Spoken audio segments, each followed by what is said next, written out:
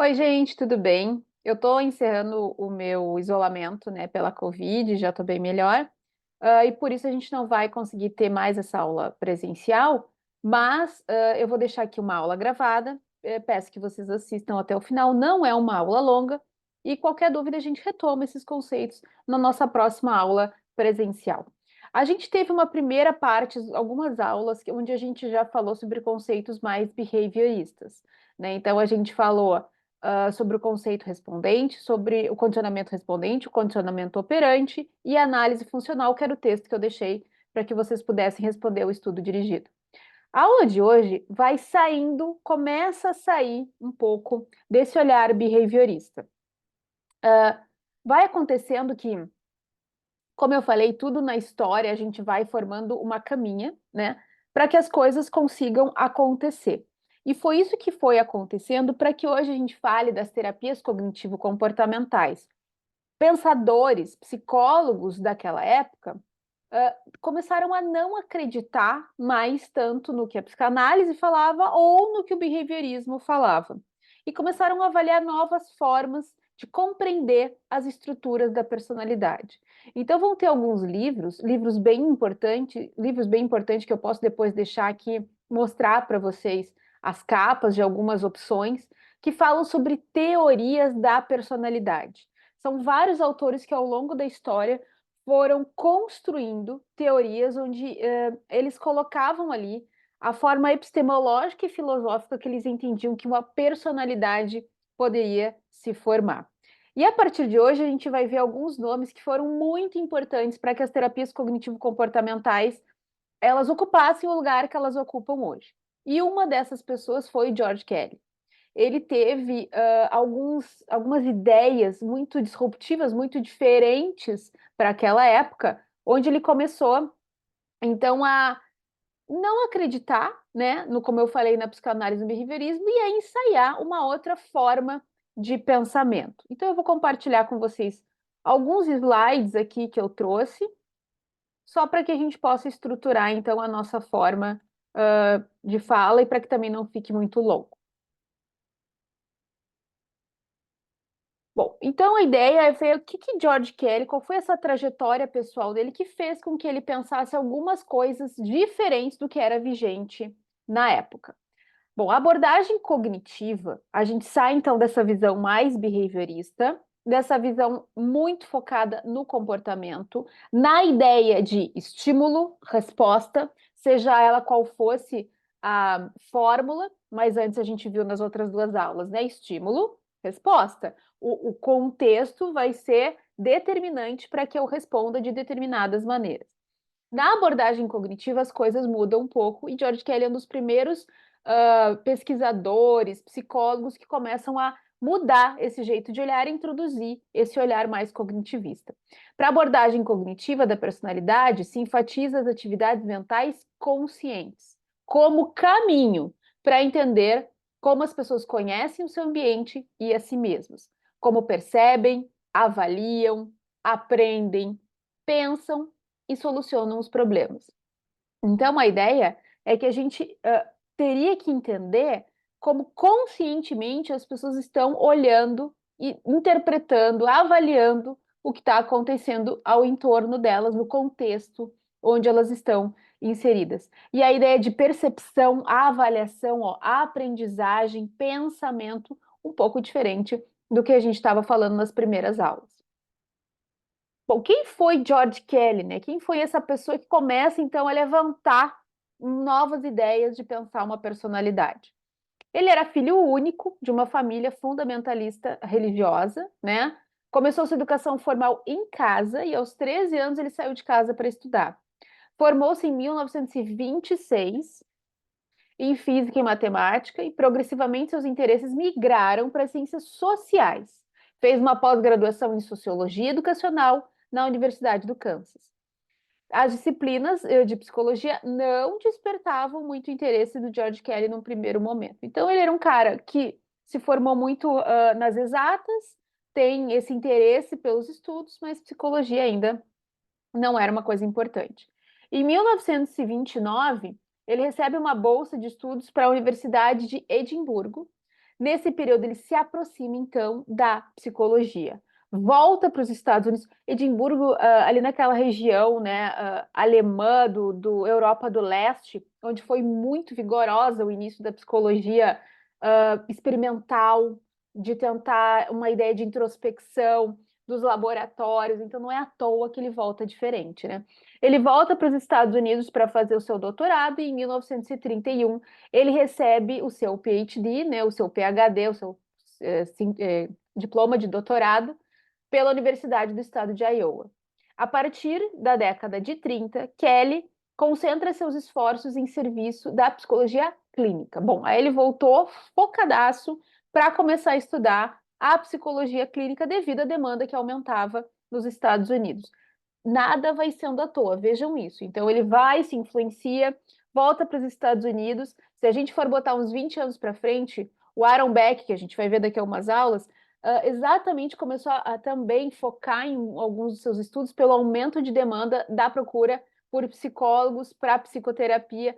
Então, vocês vejam que entre a década de 30 e 60 há uma descoberta, um interesse maior das pessoas em fazer terapia, né? Estabeleceu, então, clínicas móveis. Olha, o cara era à frente do seu tempo. Clínicas móveis para atender escolas, lidando com uma variedade de problemas e testando diferentes técnicas terapêuticas. Para Kelly, a relação estímulo-resposta não parecia explicar a experiência de vida e não tinha interesse particular na abordagem experimental. Ele conheceu, entendeu, mas ainda não era isso. Sobre a psicanálise, ele era bem crítico, tá? Vou só falar o que ele disse aqui. Não recordo qual era o livro do Freud que eu tentava ler, mas lembro-me bem da sensação de incredulidade que tomou conta de mim, de alguém que pudesse escrever tal disparate e ainda por cima publicá-lo. Então, ele era um cara bem crítico, ele não acreditava na psicanálise, ele não entendia que o behaviorismo desse todas as respostas e ele ficava nesse impasse testando aí estratégias e técnicas nos seus pacientes. Na sua experiência clínica, Kelly não tratava pacientes seriamente perturbados ou neuróticos com problemas emocionais. Ele não ia para os extremos. Os seus pacientes eram estudantes, né? Vocês viram ali das escolas, que tinham boas condições para discutir as suas preocupações de forma racional, pensando e processando informações logicamente. Então, público ao qual ele acabou se dedicando também influenciou a forma dele enxergar um pouco essa ideia de personalidade, esse novo construto que ele ia começar a elaborar. Kelly, então, assim como Maslow, não concordava com a abordagem psicanalítica e tampouco com a behaviorista para o estudo da personalidade. Na sua opinião, as suas abordagens tratavam o sujeito, essas abordagens, né, tratavam o sujeito como um ente passivo, fosse por um mero organismo respondente, fosse um refém das forças inconscientes. O que a gente tem em comum entre o behaviorismo e a psicanálise é esse senso de determinismo, né? Então, seja pelo ambiente ou pelo que aconteceu na construção ali do inconsciente, né? Eu acabo sendo determinado por isso minha vida inteira. O que ele não acreditava, e é que se a gente for pensar em todo o estudo da ideia de neurobiologia e toda a ideia de como a plasticidade cerebral começa no primeiro dia da concepção do ser humano até o dia que ele morre, faz um pouco de sentido pensar que não possa haver um determinismo tão forte assim. Para Kelly, então, toda pessoa é uma forma de movimento. Eu adoro essa frase aqui. Para mim, eu acredito demais nisso. A gente é movimento. Eu realmente acredito nisso. Que impulsiona a si mesmo. Para que lado eu quero me movimentar? Eu quero me movimentar para o meu lado profissional, meu lado amoroso, meu lado materno. Eu quero, dentro da minha profissão, me movimentar para a clínica, para a universidade, para onde que eu quero ir? Nada ou ninguém faz o que fazemos. Somos capazes de nos encarregar de nossas próprias vidas, tomar as próprias decisões e seguir um curso de ação escolhido. Então, aqui começa uma ideia que vai ser uma premissa epistemológica e filosófica das TCCs, que é a ideia de intencionalidade, de livre arbítrio. Ou seja, eu escolho, eu não sou levada, eu não sou um ente passivo.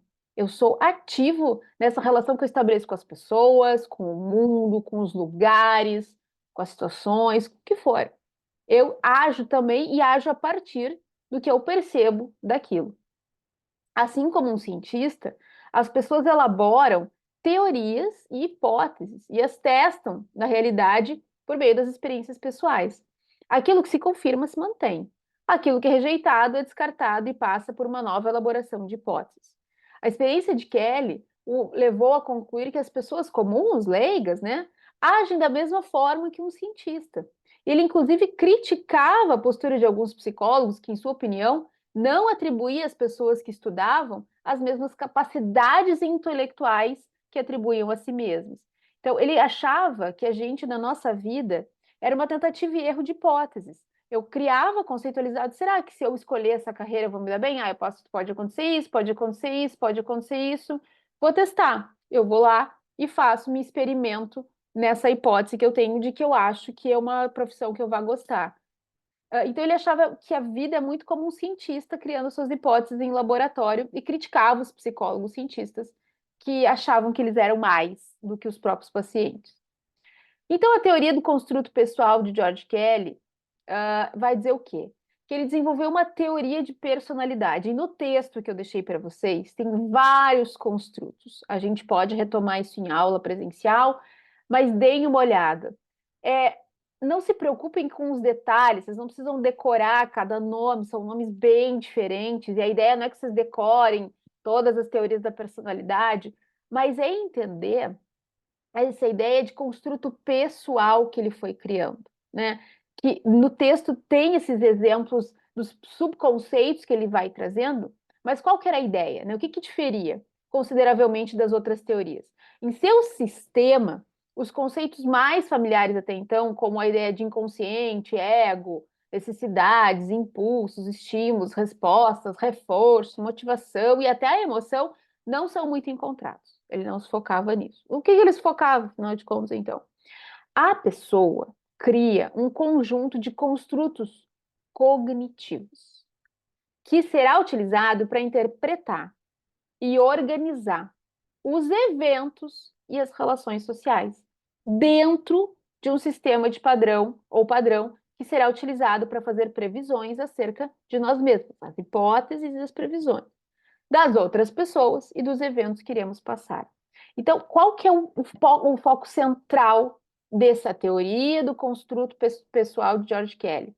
Ele é um dos primeiros caras que vai falar que a interpretação que eu faço das coisas é relevante e que a partir dessa interpretação é que eu vou responder e vou agir sobre as situações ou em relacionamentos com outras pessoas ou até em acontecimentos onde só eu acabe interferindo.